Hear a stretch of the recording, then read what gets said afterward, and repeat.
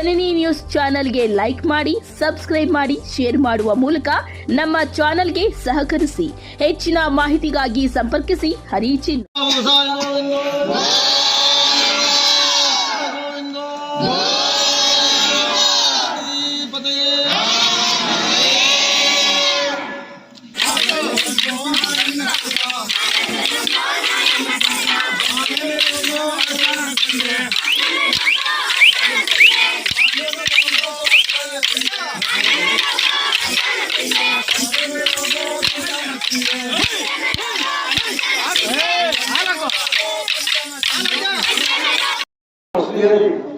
ನಮ್ಮ ಸಾಹಿತ್ಯ ಪರಿಷತ್ ತಾಲೂಕು ಅಧ್ಯಕ್ಷರಾದ ಶ್ರೀಹರಿಯವರಿಗೆ ವಿಷಯವನ್ನು ಮುಟ್ಟಿದೆ.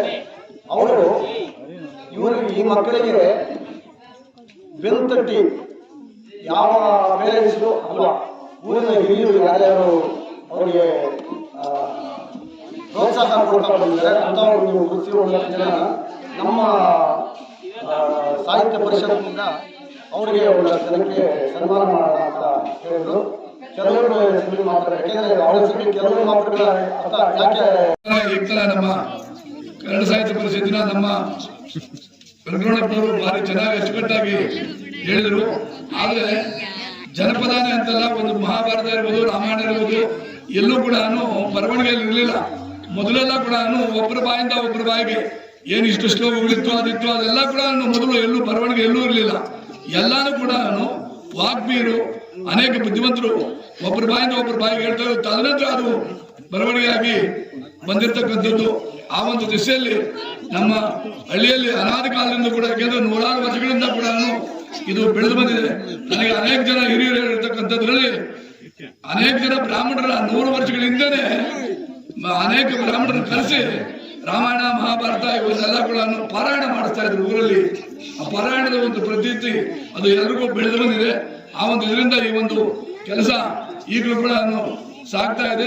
ಮುಂದೆ ಕೂಡ ಇನ್ನೂ ಹೆಚ್ಚು ಹೆಚ್ಚು ಸಾಗಬೇಕು. ನಮ್ಮೂರಲ್ಲಿ ವಾರ ತಪ್ಪದೆ ಪೂಜೆ ಪುರಸ್ಕಾರಗಳನ್ನು ಮಾಡ್ತಾರೆ. ಈ ಚೌಡೇಶ್ವರನವರು ವಾರ ಪೂಜೆ ತಪ್ಪದೆ ಮಾಡ್ತಾರೆ.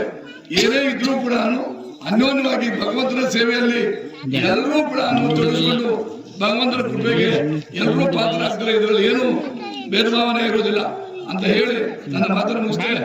ಕನ್ನಡ ಸಾಹಿತ್ಯ ಪರಿಷತ್ತಿನ ಅಧ್ಯಕ್ಷರು ಮತ್ತು ಪದಾಧಿಕಾರಿಗಳಿಗೆ ನಮ್ಮ ಗ್ರಾಮದ ವತಿಯಿಂದ ಅನೇಕ ಧನ್ಯವಾದಗಳನ್ನ ಅವರಿಗೆ ಅರ್ಪಿಸ್ತೇನೆ. ಜೈ ಹಿಂದ್, ಜೈ ಕನ್ನಡ.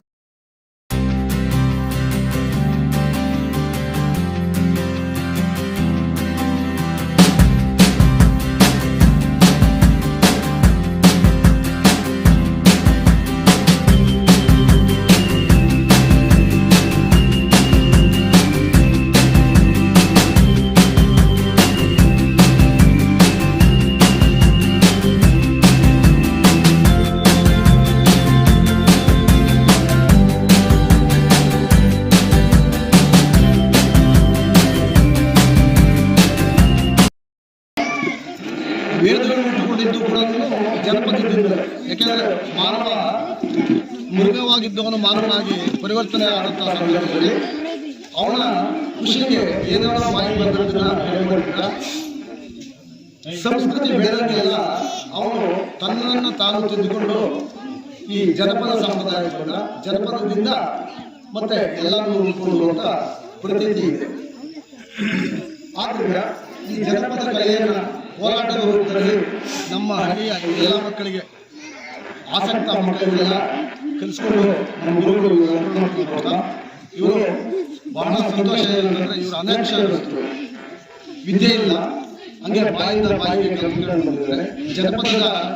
ಜನಪದ ಬಂದಿದ್ದೇ ಬಾಯಿಂದ ಬಾಯಿಗೆ ಬಂದಿದ್ದನ್ನೇ ಜನಪದ ಅಂತ ಕರೆಯೋದು. ಪುಸ್ತಕದ ರೂಪಕ್ಕೆ ಬಂದರೆ ಅದು ಜನಪದ ಆಗೋದಿಲ್ಲ. ಪುಸ್ತಕದ ರೂಪಕ್ಕೆ ಬಂದ್ಬಿಟ್ರೆ ಅದು ವಿಶೇಷವಾದಂಥ ಗ್ರಂಥಗಳಾಗಿರ್ತದೆ. ಅದೇ ವೇದಗಳು, ರಾಮಾಯಣ ಮಹಾಭಾರತ ಭಾಗವತ ನಳದ ಇವೆಲ್ಲವೂ ಸರಾಗವಾಗಿ ಮುಂದಕ್ಕೆ ಬರಬಹುದು. ಈಗ ನಮ್ಮ ಕರ್ನಾಟಕ ರಾಜ್ಯ ಅಥವಾ ದೇಶದಾದ್ಯಂತ ಜನಪದಕ್ಕೆ ಮಹತ್ತರವಾದಂಥ ಸ್ಥಾನವನ್ನು ಮೀಸಲಿಟ್ಟಿದ್ದಾರೆ ಎಲ್ಲ ಸರ್ಕಾರಗಳು ಕೂಡ. ಅಂಥ ಒಂದು ಸಂಪ್ರದಾಯವನ್ನು ನಮ್ಮಲ್ಲಿ ಬೆಳೆಸ್ಕೊಂಡಂಥ ಸಂದರ್ಭದಲ್ಲಿ ನಾನು ಶ್ರೀಹರಿ ನಮ್ಮ ಸಾಹಿತ್ಯ ಪರಿಷತ್ನ ತಾಲೂಕು ಅಧ್ಯಕ್ಷರಾದಂಥ ಶ್ರೀಹರಿ ಅವರಿಗೆ ವಿಷಯವನ್ನು ಮುಟ್ಟಿದೆ. ಅವರು ಇವರಿಗೆ ಈ ಮಕ್ಕಳಿಗೆ ಬೆಂತಟ್ಟಿ ಯಾವ ಪೇರೆಂಟ್ಸು ಅಲ್ವಾ ಊರಿನ ಹಿರಿಯರು ಯಾರ್ಯಾರು ಅವರಿಗೆ ಪ್ರೋತ್ಸಾಹ ಕೊಡ್ತಾ ಬಂದಿದ್ದಾರೆ ಅಂತ ಒಂದು ವೃತ್ತಿಯುಳ್ಳ ಜನ ನಮ್ಮ ಸಾಹಿತ್ಯ ಪರಿಷತ್ನಿಂದ ಅವರಿಗೆ ಒಂದು ಜನಕ್ಕೆ ಸನ್ಮಾನ ಮಾಡೋಣ ಅಂತ ಹೇಳಿದ್ರು. ಕೆಲವರು ಸುಳ್ಳು ಮಾತ್ರ, ಯಾಕೆಂದ್ರೆ ಅವರ ಸುಳ್ಳು ಕೆಲವರು ಮಾತ್ರಗಳ ಅಂತ ಯಾಕೆ ಹೇಳ್ತಿದ್ದೀನಿ ಅಂದ್ರೆ ಯಾರು ತಪ್ಪಿದ್ರು ಇವರು ಈ ಇತರಗಳು ಯಾರೋ ಒಂದು ತಪ್ಪಿರಲಿಲ್ಲ, ರೆಗ್ಯುಲರ್ ಆಗಿ ಬರೋರು. ಅವರು ಬಂದು ವಿದ್ಯೆ ಕಲಿತ ಬಳಿಕ ಒಂದು ಪೂಜೆ ಅಂತ ಮಾಡೋದು ಸಂಪ್ರದಾಯ. ನಾಲ್ಕು ಯುಗಗಳಲ್ಲಿ ನಡೆದುಕೊಂಡಿದ್ದನ್ನು ನಾವು ಇವತ್ತು ಪಾಲಿಸ್ತಾ ಇದ್ದೇವೆ. ಈ ಊರು ಈ ಹಳ್ಳಿಯಲ್ಲಿ ರಾಮಾಯಣ ಮಹಾಭಾರತ ಗಮನ ರೂಪದಲ್ಲಿ ತಿರುಮಲ ಮಾಡ್ತಾ ಇದ್ರು. ಸುಮಾರು ನಾವು ಸಣ್ಣವರಿದ್ದಾಗಿದ್ದ ಅದಕ್ಕೂ ಮುಂದಿನ ನಮ್ಮ ತಾತವರು ಬಹುಶಃ ಬಹಳ ಹಿರಿಯರು ರಾಮಾಯಣ ಮಹಾಭಾರತಕ್ಕೆ ಈ ಊರಿಗೆ ಅವ್ರ ಕಾಲದಿಂದಲೂ ಮಾಡ್ತಾ ಈಗ ಕೋಲಾಟ ಅನ್ನೋದು ಜನಪದ ಕಲೆ. ಜನಪದ ನಮ್ಮೂರಿನ ತುಂಬ ಓಡ್ ಹುಡುಗರು ಅಂತ ಆಡ್ತಿದ್ರು, ಉಪಾರ ಪಠ್ಯಗಳು ಅಂತ ಆಡ್ತಿದ್ರು. ಉಪಾರ ಪಠ್ಯಗಳು, ಓಡ್ ಹುಡುಗರು, ಆಮೇಲೆ ಕಬಡ್ಡಿಗಳೆಲ್ಲನೂ ನಡ್ಕೊಂಡ್ಬಂದಿದೆ. ಕೋಲಾಟದಲ್ಲಿ ಜನ ಕೋಲಾಟ, ಚಿಕ್ಕ ಕೋಲಾಟ, ಭರತ ಕೋಲಾಟ, ಕೋಲಾಟದಲ್ಲಿ ಹಲವಾರು ಸ್ಟೆಪ್ಸ್, ಬೇರೆ ಬೇರೆ ಸ್ಟೆಪ್ಸ್ ಅಲ್ಲಿ ಅದ್ರ ಜೊತೆಗೆ ಕೋಲಾಟ ಬೇರೆ, ಚಕ್ಕೆ ಕೋಲಾಟ ಬೇರೆ, ಎರಡೂ ಈ ಊರಲ್ಲಿ ನಾವು ಸಂಬಂಧಿಸಿದಾಗ ಬಹಳ ಚೆನ್ನಾಗಿ ಆಡೋರು. ಗುರುಗಳು ಚಕ್ಕೆ ಕೋಲಾಟಕ್ಕೆ ನರ್ತದಿಂದ ಅವರು ಮುನಿವೆಂಕಟಪ್ಪ ಅಂತಿದ್ರು. ಅವ್ರ ಮನೆ ಒಂದು ಅಡ್ವೊಕೇಟ್, ಅವ್ರು ಬಂದು ಕಲಿಸ್ತಿದ್ರು. ರಾತ್ರಿಯಲ್ಲಿ ಹಾಡಿದ್ರು, ಬೆಳಿಗ್ಗೆ ಎದ್ದು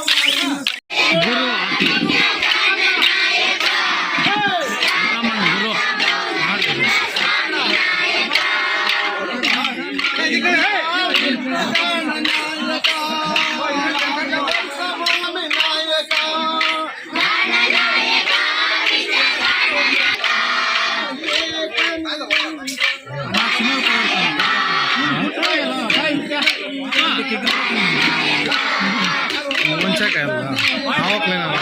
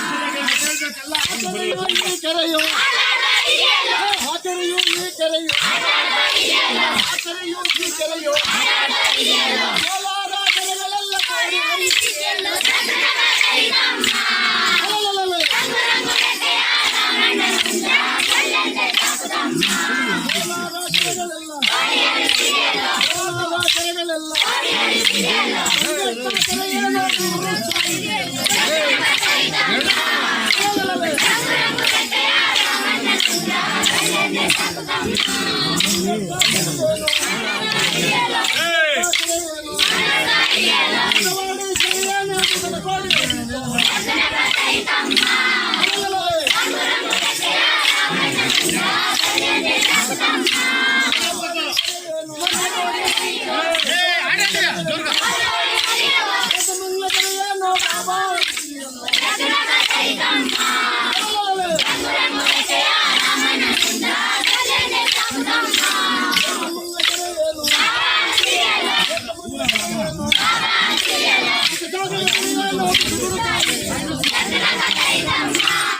ಜನನಿ ನ್ಯೂಸ್ಗೆ ಸ್ವಾಗತ. ಈ ಒಂದು ಮಾಹಿತಿ ನಿಮಗೆ ಇಷ್ಟ ಆದಲ್ಲಿ ದಯವಿಟ್ಟು ಲೈಕ್ ಮಾಡಿ, ಶೇರ್ ಮಾಡಿ, ಕಾಮೆಂಟ್ ಮಾಡಿ ತಿಳಿಸಿ. ಮುಂದಿನ ವಿಡಿಯೋ ನೋಟಿಫಿಕೇಶನ್ ನಿಮಗೆ ಬರಬೇಕು ಅಂದ್ರೆ ಬೆಲ್ ಬಟನ್ ಅನ್ನ ಕ್ಲಿಕ್ ಮಾಡಿ.